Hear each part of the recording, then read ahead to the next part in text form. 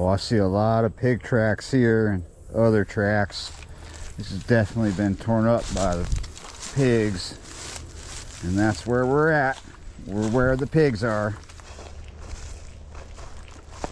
I never know what to expect. Can't see right down in here when you're walking, unless you're coming from top of the levee. The dam, top of the dam. Sometimes there's pigs here, but it's the middle of the day.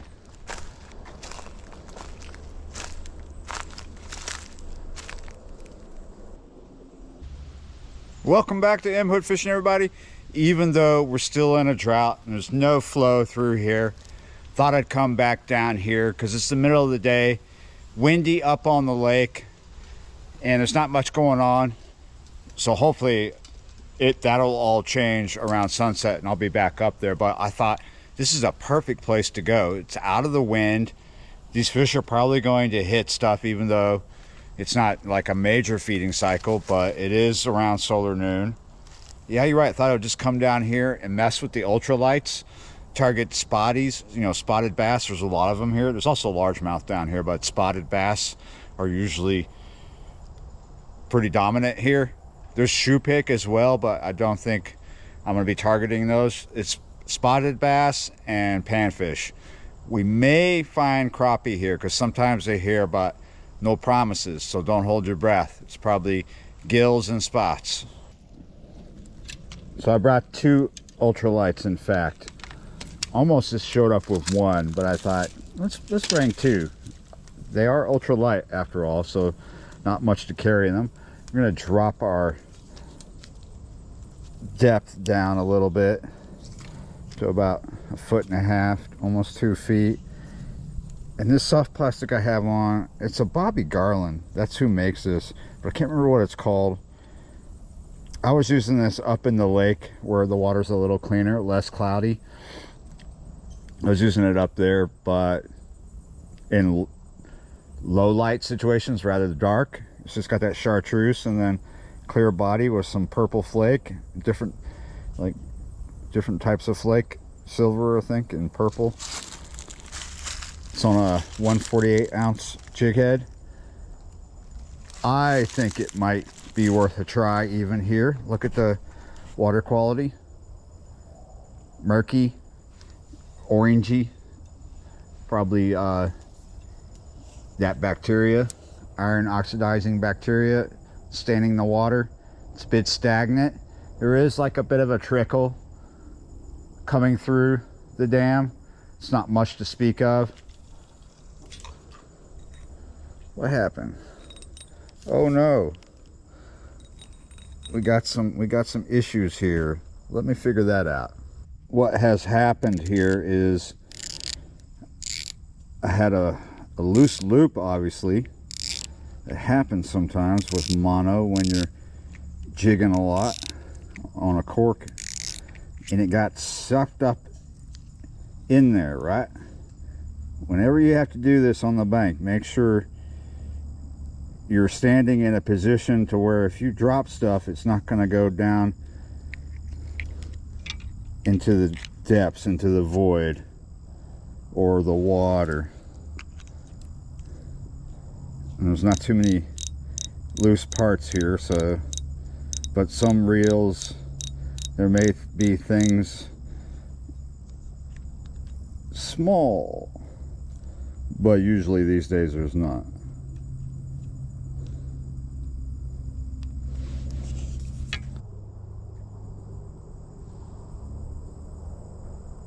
Yeah, this is getting a hit. There's a lot of little things here, that's why I'm using a really small jig.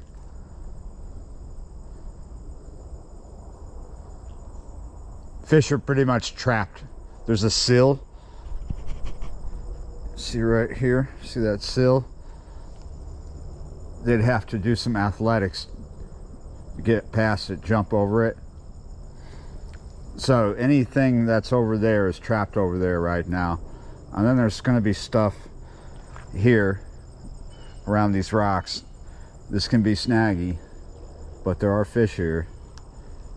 It's actually just a beautiful, fun place to fish when there's current. It's pretty cool and chill right now too, even though it's the color of iron brew with clouds in it. There we go, something messing with me. Got him. What do we got? Oh, look at that. So there are Rockies down here and goggle eye. I have not mastered how to figure out which. There might be other things like greenies, pumpkin seed. Let that one go. Let them go. And some more freedom loving water. No, we don't. Oh, that? Yes, we do. Still hitting me. Let them have it. Oh. I was trying to let you have it. I got too impatient, but looks like someone came back. Ah, he took me down, but he did not commit. Oh, there's a lot of little things here. All right, we're back in business, but I don't know if we can seal the deal here. Coming back here is like the refined version of when you were fishing as a kid. Some of us as kids did fish like this with jigs under a cork or just straight jigs. A lot of people when they were kids, they would come to a place like this and just fish under a cork with a bit of night crawler on a hook. But now that you're older and your angling has become more refined, you can do a more complicated version of back when you were a kid and come to a spot like this and catch little things like you did when you were a kid. You know, it's just kind of fun. And you can bring your kids with you and teach them.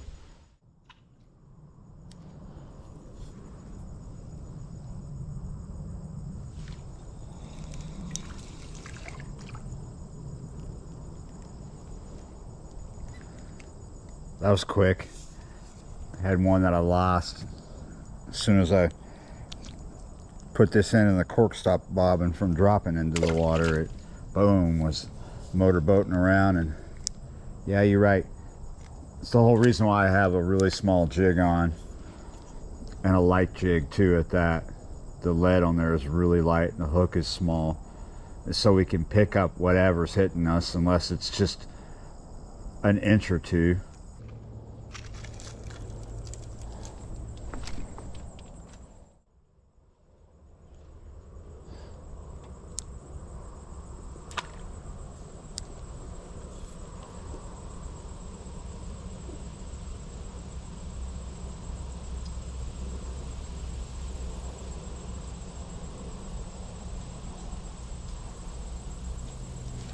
Gotcha.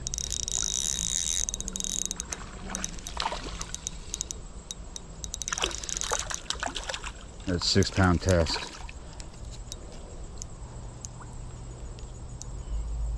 There we go. Just a dink.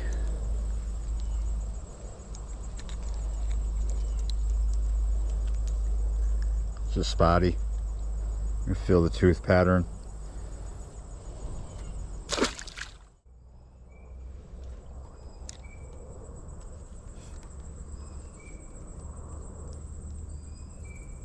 Something's already on me. It's moving the cork.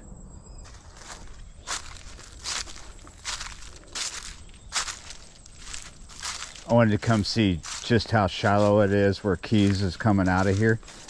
This is Keys Creek. That's what comes out of the dam here at Holbrook.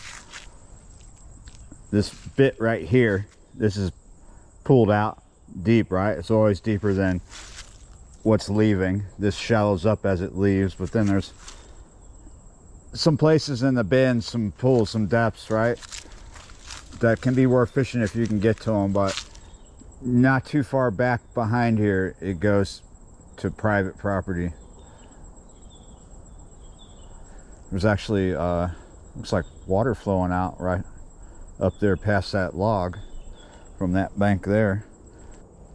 That water flowing out of that ditch right there, that could be from a spring. There are a lot of small springs around here. Some flow really good, some flow very little. There's so many fish, they're so hungry too. I could just put my cork out, set my rod down, effectively dead sticking under the cork, right? And still get hit. Look how far the rod is from me. I ain't doing anything. And it's been there for a couple minutes and all of a sudden it's getting pecked at. Not that it's much to get excited about. Oh, it's happening again. I'll jump up when he starts to take the rod in, but yeah, he might need a tow truck.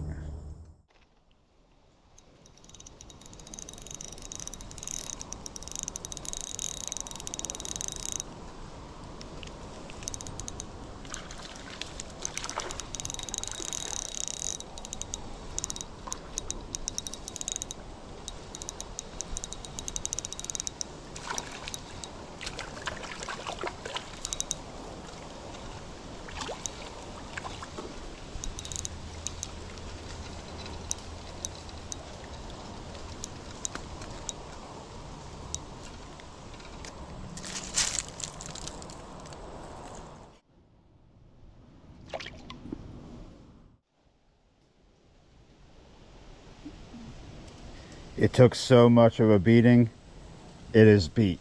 Look at that, the tail is gone. It's still getting hits too. We need to freshen it up or switcheroo. Switcheroo. I'm sorry. Anyway, let's give this a go. I put this on last night because I thought maybe, because it was all chartreuse. But look, this water's cloudy and dirty. Blue works in cloudy water. Blue and white, blue and chartreuse. It's got a bit of orange on it too, but we might end up just catching leaves. We might end up catching a rock.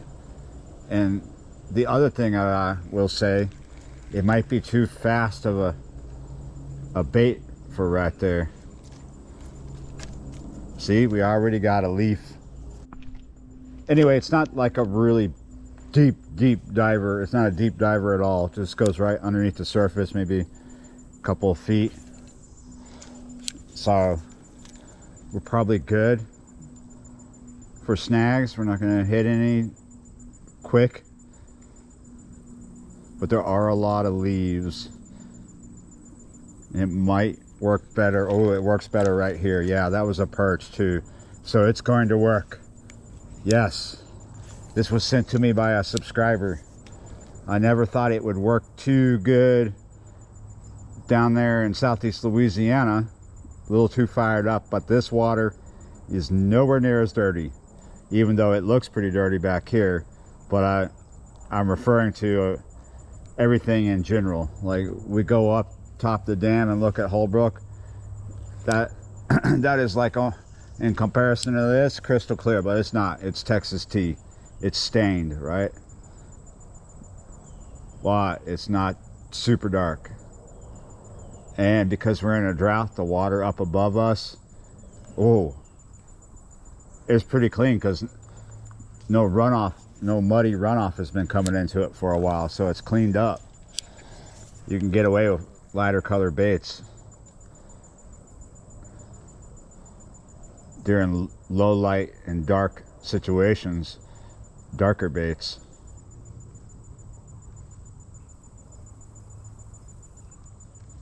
There we go. Finally something came up out of the depths to get it. Oh no.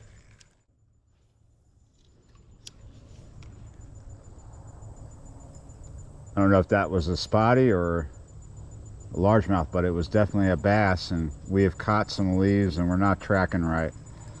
That's the problem with crankbaits and lots of leaves in a shallow place like this.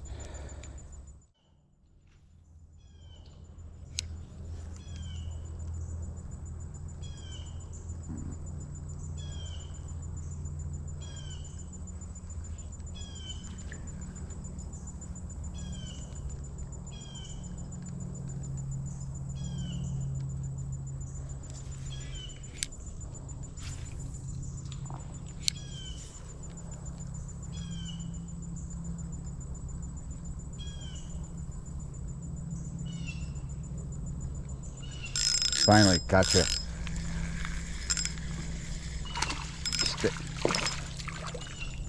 Yeah. Look at that. That's pretty much been the typical size. I've gotten bigger here, but every time I got bigger ones, there was flow. There are largemouth bass on this creek, but I've caught more largemouth bass further down the creek, closer to Highway 80, than right here. Usually it's all spotties that I'm catching right here. Man, these fish are really fun on the ultralight. I've done it before. Spotted bass don't get as near as big as largemouth bass. They do get a lot bigger than what I caught today, and I have caught bigger here, and I will again, but we probably need to get our drought busted, right? Yeah, you're right. Well, anyway, it is time for me to get up out of here because I want to go chase shad boils this evening for the sunset. So I want to go get ready, and hopefully it's not too windy. But yeah, you're right. It's lake life. It doesn't matter. If one thing's not working, I can do another thing. All right. Thanks for watching, liking, sharing, commenting, subscribing, being members of the channel, supporting the channel where you see fit. I appreciate it all. It's all good. And just, my goodness, thank you for being subscribers and watching. And I will see y'all next time.